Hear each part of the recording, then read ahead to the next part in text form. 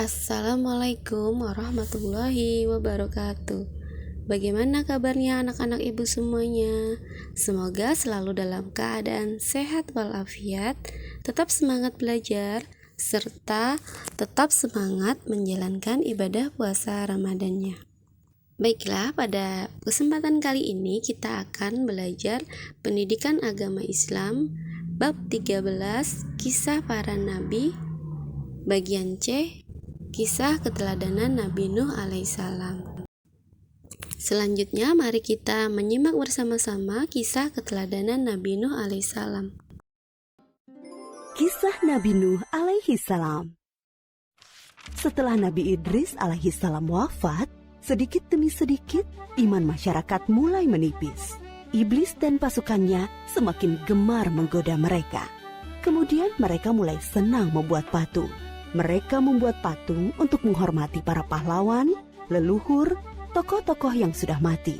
Patung-patung itu diberi nama sesuai nama para tokoh itu. Dari sekedar penghormatan, lama-kelamaan mereka mulai menyembah patung-patung itu. Mereka percaya bahwa patung-patung itu mempunyai kehebatan dan kekuatan yang bisa melindungi dan menentukan nasib mereka. Di antara patung-patung yang disembah itu, ada 5 yang paling mereka agungkan, yaitu Wa'ad, Suwa, Yahud, Yauk, dan Nasr. Inilah asal mulanya manusia menyembah patung dan berhala. Tentu saja, ini semua hasil pekerjaan iblis dan pasukannya yang berusaha sekuat tenaga menyesatkan manusia agar tidak menyembah Allah dan masuk neraka bersama mereka. Allah tidak membiarkan manusia tersesat semuanya tanpa petunjuk. Maka Allah memilih Nuh alaihissalam untuk mengingatkan kaumnya agar mereka meninggalkan penyembahan dan berhala dan kembali menyembah Allah subhanahu wa ta'ala. Siapakah Nuh alaihissalam? Nuh adalah cucu dari Nabi Idris. Fisiknya kuat, terbukti dari umurnya yang sangat panjang, sekitar 1000 tahun. Hatinya mulia dan sabar luar biasa. Pikirannya juga sangat cerdas, rendah hati, soleh, dan taat kepada Allah.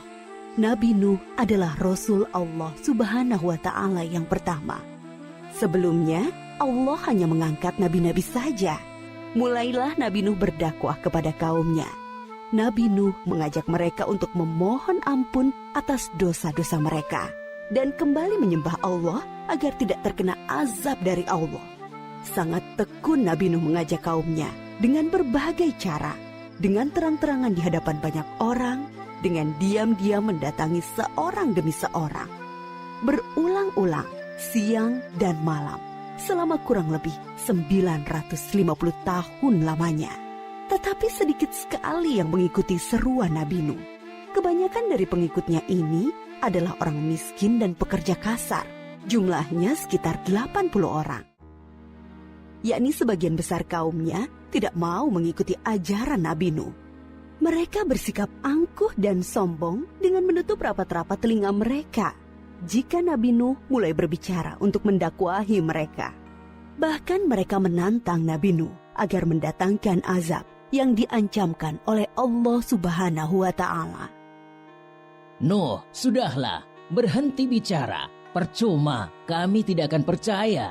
Sekarang begini saja, datangkan azab itu pada kami jika kau memang benar. Kami yakin tidak akan ada azab yang menimpa kami karena kelakuan kami. Kau hanya berdusta. Nabi Nuh mengadu kepada Allah tentang pembangkangan kaumnya yang terlaluan. Allah berfirman bahwa memang pengikut Nabi Nuh tidak akan bertambah. Hanya 80 orang itu saja. Selebihnya mereka semua tidak akan beriman karena mereka sudah sangat sesat. Setelah jelas ketetapan Allah bahwa orang-orang itu tidak akan beriman, maka Nabi Nuh memohon kepada Allah. Tuhanku, musnahkanlah seluruh orang durhaka itu dari muka bumi. Mereka hanya membuat kerusakan dan melahirkan anak-anak yang durhaka. Kemudian Allah memerintahkan Nabi Nuh untuk membuat kapal yang besar. Pada masa itu ilmu perkapalan belum berkembang dengan baik. Allah mengajarkan ilmu itu kepada Nabi Nuh. Maka Nabi Nuh bersama pengikutnya membuat kapal besar terbuat dari kayu. Kayu itu didapati dari pohon-pohon di hutan di sekitar mereka.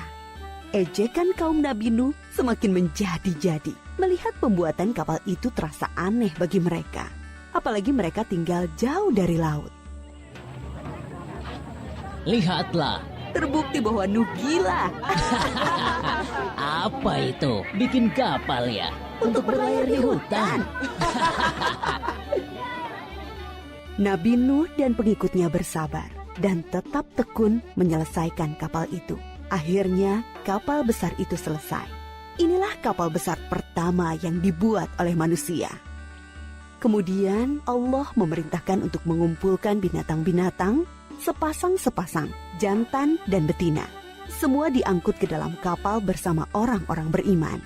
Semua keluarga Nabi Nuh, termasuk yang diangkut ke dalam kapal, kecuali istri dan salah satu anaknya, Kan'an. Mereka tidak mau masuk ke dalam kapal. Mereka tidak beriman dan termasuk orang durhaka. Sementara itu, langit menjadi gelap. Angin bertiup kencang, petir menggelegar. Hujan turun sangat lebat. Dari dalam tanah memancar air yang semakin deras. Juga dari dalam rumah-rumah penduduk, dari dapur-dapur mereka. Dengan cepat, air membanjiri bumi. Makin lama makin tinggi, menenggelamkan rumah, pohon-pohon, dan tentu saja orang-orang di luar kapal Nabi Nuh. Ketika Nabi Nuh melihat sekelilingnya dari atas, tampak putranya, Kan'an, sedang menyelamatkan diri dari banjir. Karena kasih sayangnya kepada anaknya, Nabi Nuh berseru, Anakku sayang, masuklah ke dalam kapal ini. Tidak ada yang bisa selamat dari azab ini kecuali yang berada di dalam kapal. Tidak, ayah. Aku akan memanjat bukit yang tinggi. Pasti aku akan selamat. Tiba-tiba datang gelombang besar dan Kan'an tidak terlihat lagi. Dia termasuk yang dibinasakan. Nabi Nuh sangat sedih, tetapi beliau menerima keputusan Allah. Di dalam kapal, Nabi Nuh bertasbih, memohon ampun dan berdoa tidak henti-hentinya bersama orang-orang beriman. Setelah beberapa hari, Allah memerintahkan bumi untuk menelan banjir itu. Hujan berhenti, air pun surut masuk ke dalam tanah. Kapal pun berlabuh di daratan lagi. Orang-orang beriman keluar dari kapal dengan tetap bertasbih. Syukur yang tiada terkira. Mereka memulai hidup baru tanpa gangguan orang-orang kafir yang sudah tenggelam. Dibinasakan Allah karena kesesatan mereka.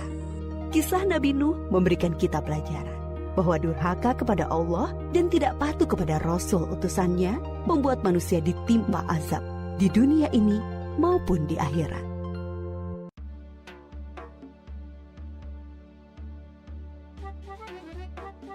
Alhamdulillah kita telah menyimak bersama-sama kisah keteladanan Nabi Nuh alaihissalam. Semoga anak-anak ibu guru bisa mengambil hikmah dan suri teladan dari kisah Nabi Nuh tersebut. Demikianlah pembelajaran hari ini. Wassalamualaikum warahmatullahi wabarakatuh.